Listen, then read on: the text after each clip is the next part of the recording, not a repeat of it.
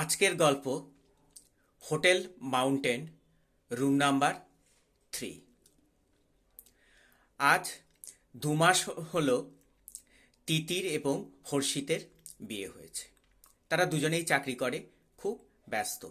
বিয়ের পর কোথাও ঘুরতে যেতে পারেনি। হঠাৎ করে 3 দিনের একটা ছুটি পাওয়া গেল। হর্ষিত বলল, চলো আমরা একটু কাছাকাছি ঘুরে আসি।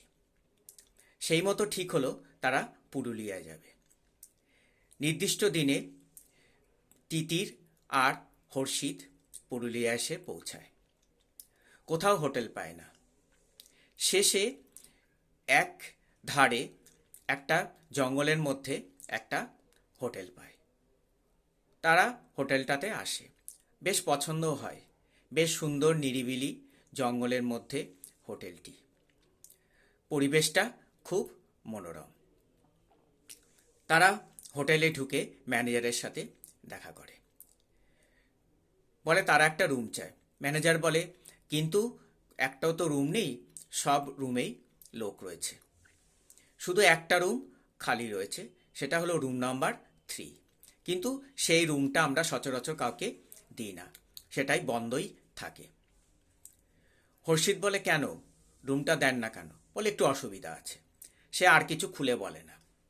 হর্ষিত বলে, ঠিক আছে, আমরা যখন নিরুপায় আর কোনো হোটেল পাচ্ছি না, আমাদের ওই রুমটাই দিন, আমরা কালকে রুম ছেড়ে দেবো। অগত্যা ম্যানেজার আর কি করে, লোক দিয়ে রুম নাম্বার 3টা খুলে দেয়। তিতির আর হর্ষিত রুমের মধ্যে ঢোকে। তারপর তারা বাথরুমে গিয়ে ফ্রেশ হয়ে বিছানায় বসে। একটু পরে একটি লোক এসে তাদের খাবার দিয়ে যায়। তারা খেয়ে দিয়ে শুয়ে পড়ে। একটি 0 পাওয়ারের আলো ঘরে জ্বালানো ছিল, কিন্তু আলোয় ঘরটা বেশ স্পষ্ট দেখা যাচ্ছিল।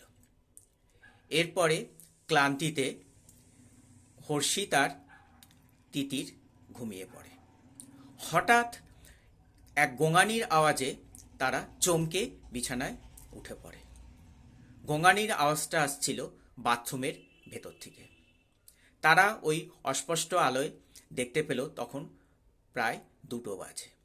হঠাৎ তারা দেখতে পেল যে বাথরুমের দরজার ফাঁক দিয়ে রক্তের একটা ধারা ঘরের মধ্যে ঢুকছে।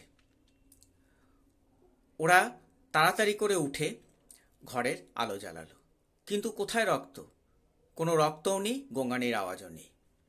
আবার তারা লাইট অফ করে বিছানায় এসে বসলো।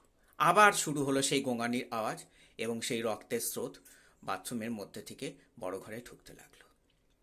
এই করে ওদের সারা রাত কাটল। ভয়ে দুজনেই ঘেমে চুপচাপ বসেছিল। সারা রাত কেউ ঘুমাতে পারেনি। যখন সকাল হলো, ওরা এসে ম্যানেজারের সাথে দেখা করলো।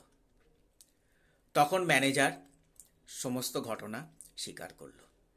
বলল, এই জন্যেই আমি ঘরটা আপনাদের দিতে চাইনি, কিন্তু আপনাদের জোরাজুরিতে ওই ঘরটা দিয়েছি। আজ থেকে 5 বছর আগে ওই ঘরের মধ্যে একটি খুন হয়। একদিন সন্ধেবেলায় এক যুবক এবং যুবতী এসে ওই ঘরে থাকে। পরের দিন সকালবেলায় যুবকটি একাই হোটেল থেকে বেরিয়ে যায়। বলে সে কাছাকাছি একটু ঘুরতে যাচ্ছে, তার স্ত্রী অসুস্থ বলে ঘরে ঘুমাচ্ছে। এরপরে যুবকটি আর ফিরে আসে না। সবাই গিয়ে দরজা খুলে দেখে যে বাথরুমের দরজার ফাঁক দিয়ে রক্তের একটা স্রোত এসে শুকিয়ে আছে।